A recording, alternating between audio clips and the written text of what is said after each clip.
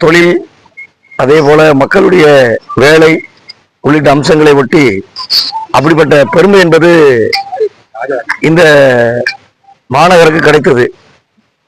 ஆனால் இந்த மாநகர் நம்முடைய தமிழ்நாடு அரசு மாநகராட்சி அறிவித்த சூழலில் மாநகராட்சிக்கான உள்கட்டமைப்பு வசதி ஏதாவது இருக்குன்னு பார்த்தா எதுவுமே இல்லை. 1920 நகராட்சியாக தரம் உயர்த்தப்பட்ட போது சிவகாசி நகராட்சி நகர் பகுதியில் என்ன இருந்ததோ அது அப்படியே இருக்கு, அல்லது அதோட மோசமா இருக்குன்னு சொல்ல முடியும்.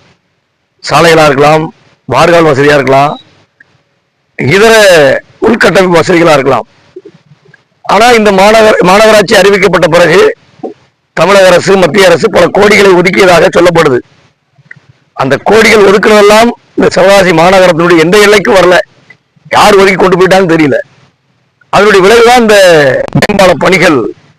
அநேகமாக 1.5 மாதங்களுக்கு முன்பு அமைச்சர் பெருமகனார், சட்டமன்ற உறுப்பினர், மாநகராட்சி மேயர், கவுன்சிலர் எல்லாம் அதிகாரிகள் எல்லாம் மாவட்ட ஆட்சியர் உட்பட பார்த்துட்டு போனாங்க.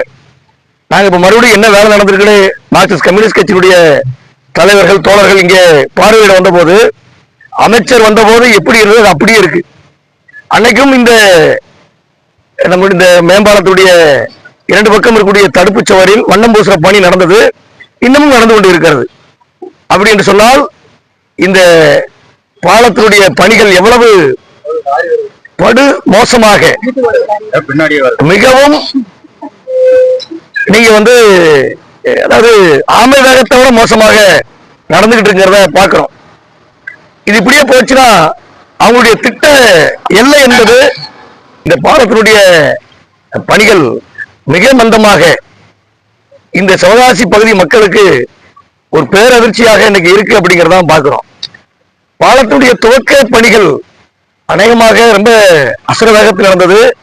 அனைவராலும் பாராட்டக்கூடிய அளவுக்கு இந்த மேம்பால பணிகள் என்பது நடந்தது. ஆனால் அது கடைசி கட்டத்தில் பினிஷிங் காலத்துல மிக மந்தமாக நடந்துகிட்டு இருக்கு அப்படிங்கிறதா. இந்த பாலத்தை துவக்கும் போது அந்த விளாம்பட்டி ரோடு, சிறுவத்தூர் ரோடு இணைக்கக்கூடிய அந்த ஒட்டப்புள்ளி டு ஹவுசிங் போர்டு ரிசர்வ் பகுதியினுடைய ஆணையூர், ஐயம்பட்டி, லட்சுமியாபுரம், அந்த காந்தி நகர் பகுதி மக்களுக்கு என்ன வாக்குறுதி கொடுத்தாங்க? நாங்க அதிகபட்சம் 1 வருஷத்துக்குள்ள பாலத்தை கட்டி முடிப்போம், அந்த சாலையை ஒத்தப்புள்ளியிலிருந்து நீங்க ஹவுசிங் போர்டு வரை இருக்கக்கூடிய அந்த சாலையை நல்லா மேம்படுத்தி பண்ணுவோம்னு சொன்னாங்க. பொதுவாக இந்த விருதுநகர் மாவட்ட நிர்வாகம் யாருக்கும் எந்த வாக்குறுதியும் கொடுத்து நிறைவேற்றாத ஒரு நிர்வாகமாக தான் இருக்கு. ஒரு ஃபோர்சரி பார்ட்டி அப்படிமாங்கலாம், அது மாதிரி தான் இங்க இருக்கக்கூடிய மாநகராட்சியா இருக்கலாம், மாவட்ட நிர்வாகம்